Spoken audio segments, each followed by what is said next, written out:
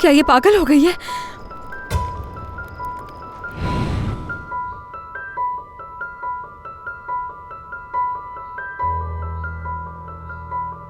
सबा, तुम ठीक तो हो ना? ठीक हूं मैं। तुम इस घर में होने वाली बातों से घबरा गई हो। ये सब झगड़े, लड़ाइयाँ और फिर जो रात में लगी आग। मैं तो बस यहाँ अपना काम करती रहूंगी मरियम आपा। जैसे कल रात आपने मुझसे कहा कि बस अपने काम से काम रखो। बिल्कुल सही। अगर यही हालात रहे तो तुम यहाँ लंबे वक्त तक रहोगी।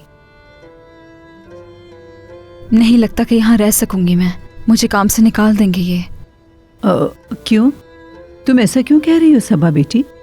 अगर नसरीन और उसकी माँ ऊपर वाले कमरे में नहीं रहेंगी तो उन्हें मेरा कमरा दिया जाएगा और फिर यकीनन मुझे काम से निकाल दिया जाएगा।